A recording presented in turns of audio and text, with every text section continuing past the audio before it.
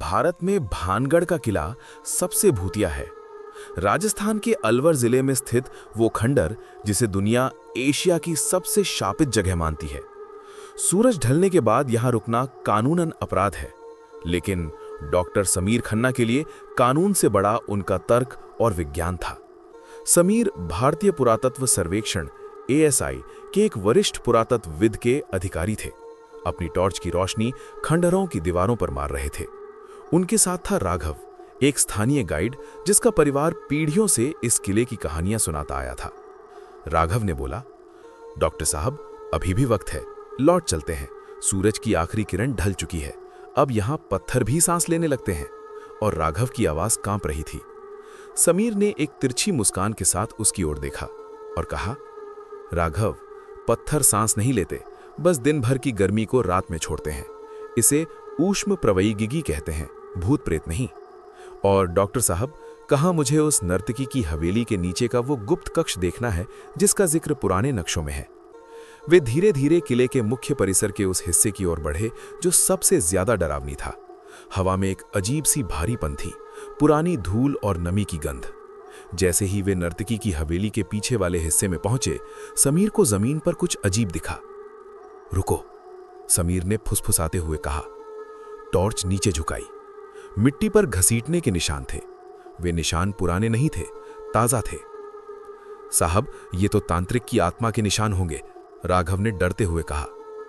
नहीं राघव, आत्माएं रबर के तलवे वाले जूते नहीं पहनती, समीर ने एक गहरे जूते का निशान दिखाते हुए कहा। समीर ने एक बड़े पत्थर को धक्का दिया जो नक्शे के अनुसार एक गुप्त रास्ते का ढक्कन होना चाहिए था।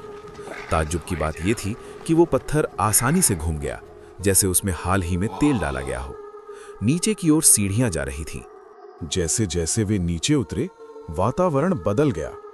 ऊपर की तपती गर्मी की जगह अब एक ठंडी यांत्रिक हवा ने ले ली थी।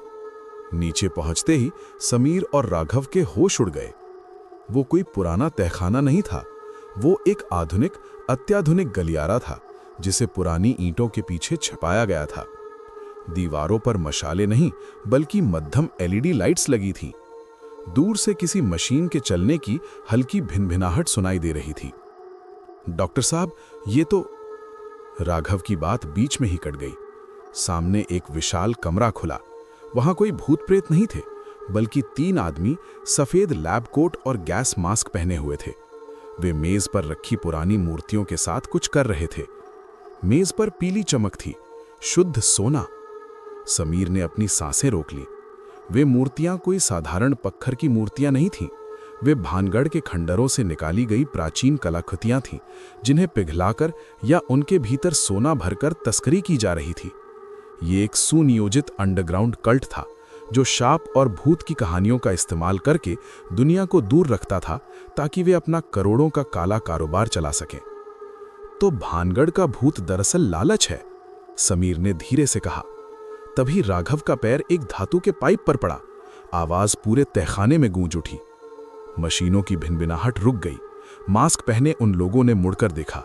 उनमें से एक ने धीरे से अपना मास्क उतारा। वो कोई अजनबी नहीं, बल्कि स्थानीय प्रशासन का एक बड़ा अधिकारी था जिसे समीर अच्छी तरह जानता था। डॉक्टर समीर, मैंने सुना था कि आप तथ्यों के पीछे बहुत भागते हैं, लेकिन कभी-कभी तथ्य आपको मौत के मुंह में ले आते हैं। ये तस्करी है, देश की विरासत को बेचना, समीर ने चिल्लाकर कहा, लेकिन उसकी आवाज उन दीवारों में दबकर रह गई। विरासत? ये सिर्फ पत्थर हैं डॉक्टर, सोना ही असली इतिहास है, अधिकारी ने पास रखी एक पुरानी पिस्तौल उठाते हुए कहा। लोग कहते हैं कि जो भानगढ़ में रात को रुकता है वो सुबह का सूरज नहीं देखता। हम बस उस किंवदंती को सच बनाए रखने में मदद करेंगे। तभी अचानक पूरे तहखाने की बिजली गुल हो गई।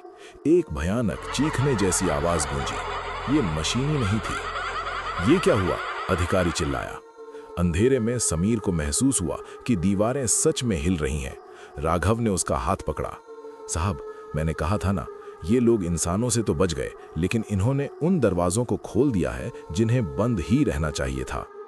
अचानक उन तस्करों की चीखें सुनाई देने लगीं। उनकी फ्लैशलाइट की रोशनी में समीर ने जो देखा वो सोने या विज्ञान से परे था। वो काला साया जो उन तस्करों के चारों ओर लिपट रहा था, वो कोई इंसान नहीं था। सदियों से बंद उस तहखाने में ऑक्सीजन नहीं बल्कि कुछ और ही पनप रहा था। भागो, समीर चिल्लाया। वे पागलों की तरह सीढ़ियों की ओर भागे। पीछे से गोलियों की आवाजें आईं और फिर एक गहरी, दिल दहला देने वाली खामोशी छा गई। समीर और राघव जब ऊपर आए तो उन्होंने उस भारी पत्थर को वापस अपनी जगह पर धकेल दिया। समीर हांफते हुए जमीन पर बैठ गया। सुबह की पहली किरण आसमान में दिखाई देने लगी थी। क्या हम पुलिस को फोन करें? राघव ने कांपते हुए पूछा। समीर ने नीचे की ओर देखा, जहां से अब कोई आवाज नहीं आ रही थी। उसने अपनी फटी हुई कमीज देखी और फिर उस सन्नाटे को महसूस किया। उसे समझ आ गया था कि पुलिस वहां पहुंचने से पहले ही वो रास्ता गायब हो चुका होगा। भानगढ़ ने अपना रहस्य खुद सुरक्षित कर लिया था। नहीं राघव, समीर ने कांपते हाथों से अपनी टॉर्च बंद की। दुनिया को यही जानने दो कि यहाँ भूत रहते हैं, क्योंकि इंसानों का वहां जाना उन भूतों से भी ज्यादा खतरनाक है। आप जानना चाहेंगे कि और कौन कौन सी जगह भूतिया है भारत में? तो उसके लिए चैनल को सब्सक्राइब कर लीजिए।